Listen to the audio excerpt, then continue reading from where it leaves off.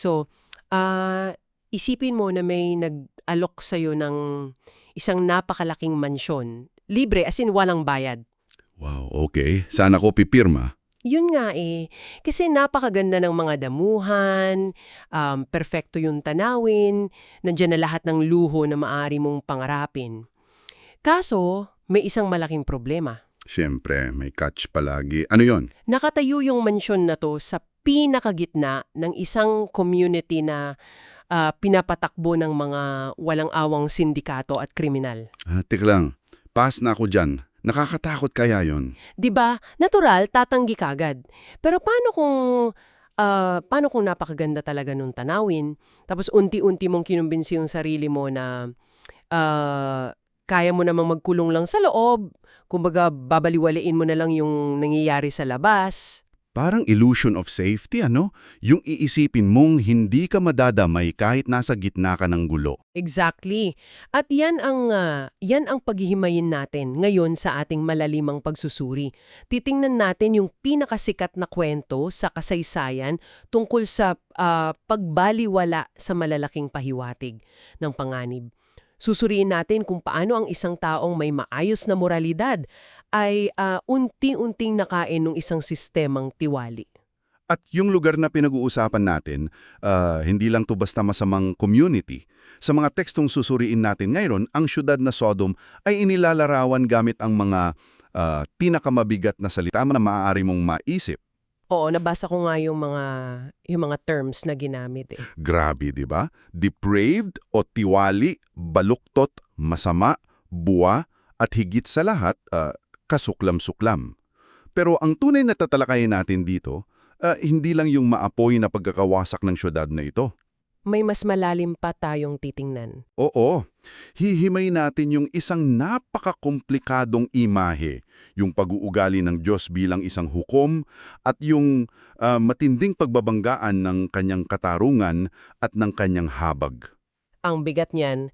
So, para lugos nating maintindihan kung paano humantong sa isang napakalaking wakas ang lugar na ito, kailangan nating silipin kung paano ba napunta doon yung pamangkin ni Abram na si Lot. Kasi hindi naman siya taga-roon talaga. Hindi. Hindi siya ipinanganak sa Sodom.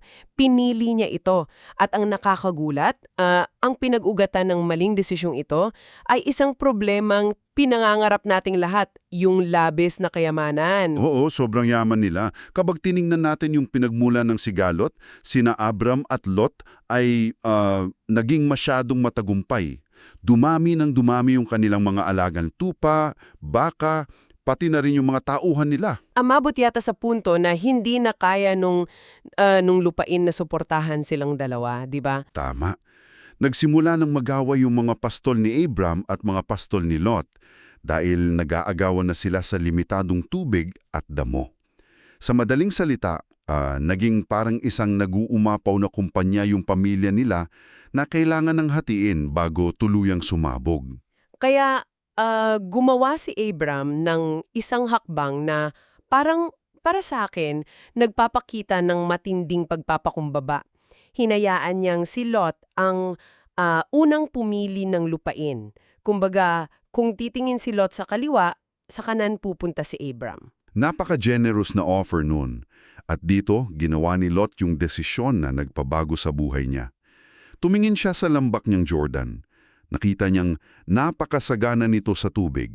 Nakakaakit talagang tingnan. Oo, inilarawan pa nga ito sa mga lumang teksto na kasing ganda daw ng mismong halamanan ng Eden. Pinili niya yung pinakamagandang lupain sa buong reyon. Pero, teka lang, narito yung hindi ko maintindihan eh. Alam niyang napakasama ng mga tao sa Sodom. Tanyag na yung lugar na to sa kasamahan. Bakit mo itatayo yung tolda ng pamilya mo malapit sa isang pugad na mga kriminal? Dito natin makikita kung paano gumagana yung psikolohiya ng pagkabulag dahil sa ambisyon at ginhawa.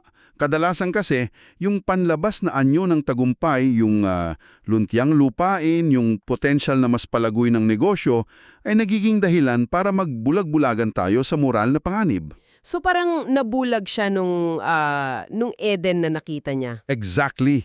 Nakita niya yung Eden at pinili niyang huwag pansinin yung mamaahas na nakatira ron. Inisip niya marahil na kaya niyang gumawa ng harang sa pagitan ng pamilya niya at nung siyudad. Pero pansinin mo yung naging proseso ng pagkahulog niya. Hindi siya agad tumira sa loob. Oo. Nagsimula siya sa pagtatayo ng tolda malapit lang sa labas ng siyudad. Isang unti-unting paglapit. Isang dahan-dahang pagpapakain sa sistema. Hanggang sa makikita na lang natin sa mga sumunod na tagpo na hindi na siya nakatira sa labas sa isang tolda, residente na siya mismo sa loob ng Sodom. Pumasok na talaga siya. At habang nasa loob siya, patuloy na nabulok yung lipunan sa paligid niya.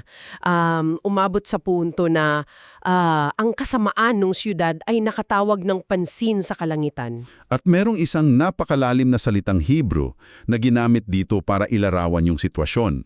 Yung salitang za'aka. Za'aka. Ano bang eksaktong ibig sabihin yan? Hindi lang ito basta nangangahulugan ng ordinaryong pag-iyak o pag-inda. Ang za'aka ay yung tiyak, desperadong palahaw ng mga taong biktima ng sistematikong pang-aabuso, matinding karahasan at opresyon. Grabe. So parang sumisigaw talaga sila para humingi ng tulong. Ibig sabihin, yung kasalanan ng Sodom ay hindi lamang mga pribadong bisyo na walang ibang nasasaktan. Ito ay isang lipunan na ginawang kultura ang manakit, mga buso at sumira sa buhay ng mga mahina. At yung sigaw ng mga biktimang ito ang mismong umabot sa trono ng Diyos. Kaya hindi tayo nag-uusap dito tungkol sa mga taong nagkakasala sa loob ng sarili nilang mga kwarto. May mga literal na taong ninanakawan ng dignidad at sumisigaw para sa hustisya. Tama ka dyan. At dahil dito, sinabi ng Diyos na siya ay bababa para tingnan at investigahan kung totoo nga yung mga sumbong na umaabot sa kanya. Pero teka, dito ako medyo naguguluhan. Bakit? Ano yung nakakalito doon? Kasi kung ikaw ang makapangyarihang lumikha at alam mo na ang lahat ng nangyayari sa bawat sulok ng universo bago pa man ito mangyari, bakit kailangan mo pang magpadala ng investigasyon? Kumbaga, kung ako ang isang makapangyarihang Diyos na nakikita ang ganyang kasamaan, magbabagsak na lang ako ng kidlat at tatapusin ko na agad sila. Hindi ba parang pagsasayang lang ng oras yung bumaba para mag-imbestiga? Oo nga naman, kung iisipin mo, bakit pa kailangan ng proseso kung alam na yung resulta? Pero yung sagot dyan ay nakaugat sa layunin ng Diyos na magtayo ng isang bagong kultura ng katarungan sa pamamagitan ni Abram. Paanong bagong kultura? Hindi siya bumaba dahil kulang siya sa impormasyon. Bumaba siya para magpakita ng isang ehemplo ng perpektong katarungan o due process. Ipinapakita ng Diyos kay Abram na ang isang makatarungang hukom ay hindi nagpaparusa batay sa emosyon o bugso ng damdamin. Kailangan ng patunay. So parang nagsiset siya ng standard para sa mga tao. Exactly. At para mas maintindihan mo kung gaano ito ka-controversial noon, kailangan nating ihambing ito sa mga paniniwala sa Ancient Near East. Yung mga kwento ba tungkol sa ibang mga Diyos noong panahon nila? Oo. Kung titingnan mo yung ibang sinaunang mito, gaya ng sa mga taga-Mesopotamia, yung kanilang mga Diyos ay pabago-bago ng isip at napakamakasarili. May halimbawa ka ba niyan? Sa epiko ng Atrahasis, nagpadala ng malaking baha yung Diyos na si Enlil para puksain ang sangkatauhan. Bakit? Dahil masyado daw maingay ang mga tao at hindi siya makatulog. Seryoso? Dahil lang sa ingay? Ganong kababaw? Oo, ganun kababaw. Nakita nila ang mga Diyos bilang mga nilalang na may kapangyarihan pero walang moralidad. Kaya nang ipakita ng Diyos ni Abram na siya ay nag-iimbestiga bago humatol, binabasag niya yung pananaw na yon. Ipinapakita niyang ang kanyang kabanalan ay nakatali sa patas na katarungan. Isang napakalaking kaibahan nga. Hindi siya isang Diyos na naiirita lang. Siya ay isang hukom na tumutugon sa ebidensya. At yung ebidensya ay mabilis na lumitaw nang dumating ang dalawang estranjero, mga anghe na nagkatawang tao sa siyudad noong gabi. Dito na talaga nagsimula yung gabi ng matinding kaguluhan. Oo. Nasaan si Lot nang dumating sila? Nakaupo siya sa tarangkahan ng siyudad. At sa sinaunang panahon, ang tarangkahan ay hindi lang basta pintuan, di ba? Ito yung sentro ng politika, negosyo at katarungan. Ibig sabihin, si Lot ay hindi na lang isang dayo, isa na siyang opisyal na may impluensya sa Sodom. Naging bahagi na siya ng establishmento. Nang makita ni Lot yung dalawang bisita, pinilit niyang sa bahay niya sila matulog. Sa kultura nila noon, yung pagbibigay ng silong sa mga naglalakbay ay isang sagradong obligasyon. Kumbaga parang basic hospitality pero elevated. Oo, alam ni Lot kung gaano kadelikado sa mga eskinita ng Sodom pagsapit ng dilim, kaya ginawa niya ang lahat para ipasok sila sa kanyang tahanan. Pero dito na sumabog yung tunay na kulay ng syudad. Bago pa man sila makapagpahinga, pinalibutan ng mga kalalakihan ng Sodom yung bahay ni Lot. At pansinin ninyo yung detalyeng ito, lahat sila, bata man o matanda, mula sa bawat sulok ng syudad. Wala silang pinalampas na edad, sumisigaw sila at hinihingi na ilabas yung mga bisita para gahasain. Ang lala! Ipinapakita nito yung kabuuang pagkasira ng moralidad ng buong population. Wala nang inosente sa mga lansangang iyon. At yung panmangagahasa sa mga stranggero, hindi lang tutungkol sa pagnanasa. Ito ay tungkol sa kapangyarihan at pananakot. Ito yung paraan nila para ipamukha sa sinumang papasok sa syudad na sila ang nasusunod. At walang sinuman ang ligtas. At bilang tugon sa desperadong sitwasyong ito, gumawa si Lot ng isang hakbang na hanggang ngayon kapag binabasa ko ay nakakabaligtad ng sikmura. Oo, sobrang bigat ng desisyon niya dyan. Upang protektahan yung mga bisita sa nasa ilalim ng kanyang bubong, inalok niya sa nagwawalang mga tao sa labas yung kanyang sariling 2 anak na babae. Hindi ko talaga matanggap ang linyang ito ng pag-iisip.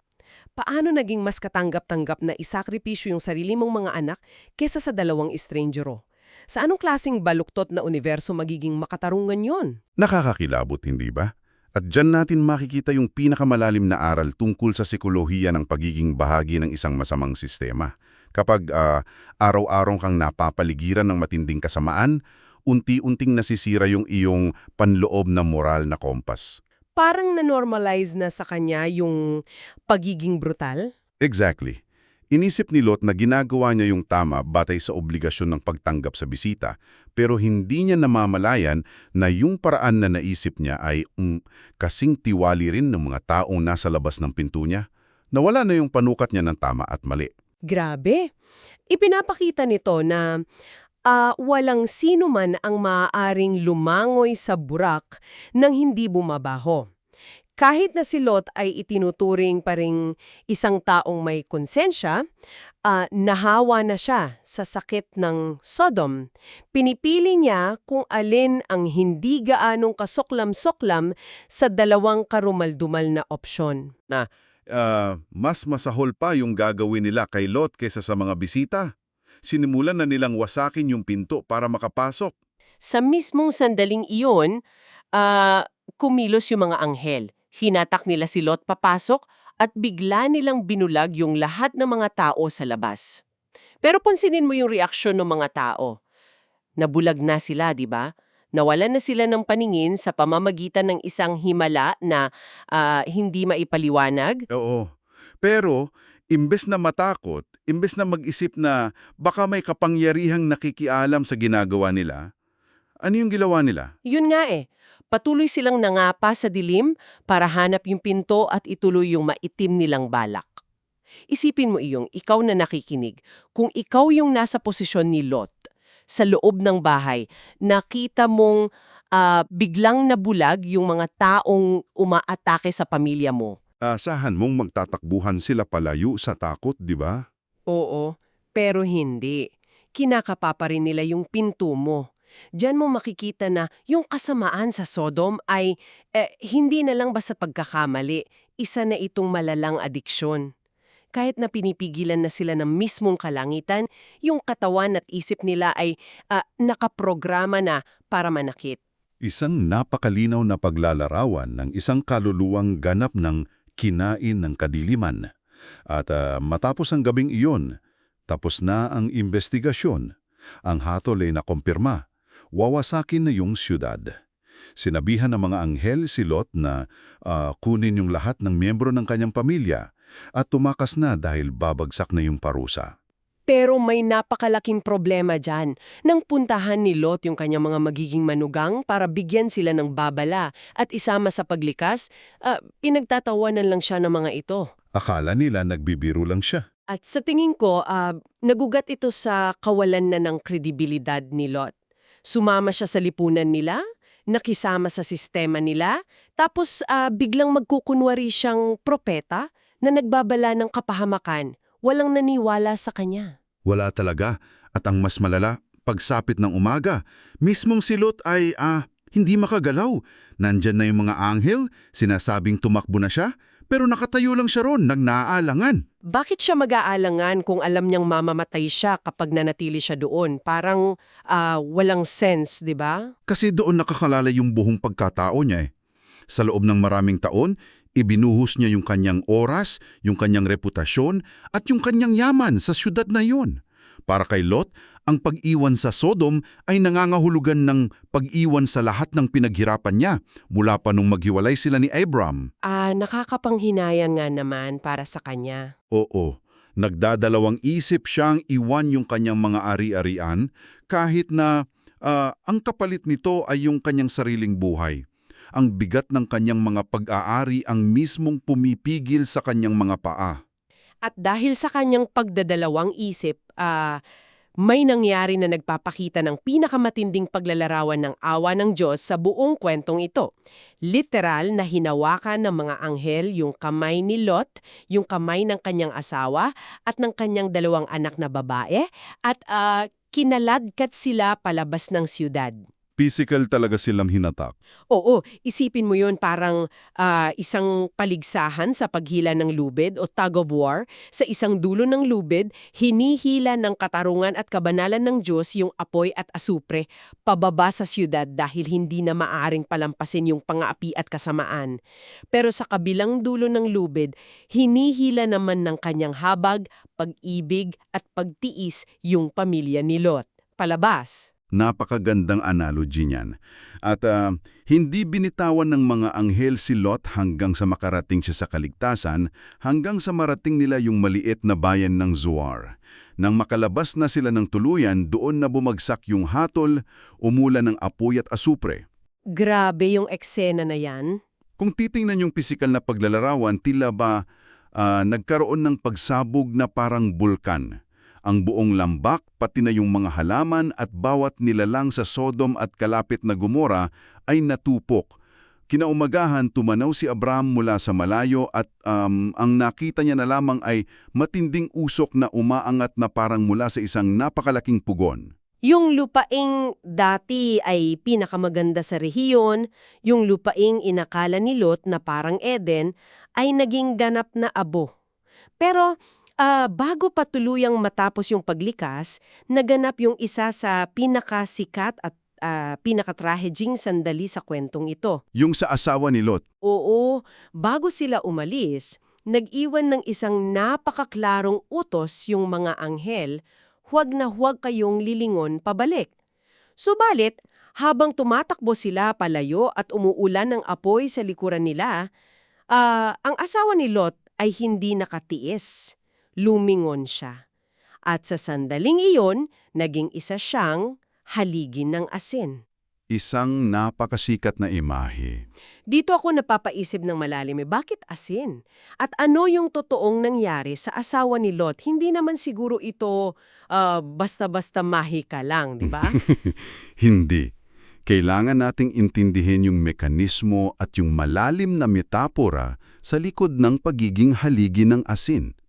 Sa sinaunang mundo, ang asin ay ginagamit para magpreserba. Pero sa kabilang banda, ito rin ay simbolo ng pagkabaog at pagkawasak. Parang walang pwedeng mabuhay doon. Tama. Walang halamang tumutubo sa lupang binalutan ng asin. Nang umingon ang asawa ni Lot, hindi ito dahil aksidente siyang nakatingin sa likod.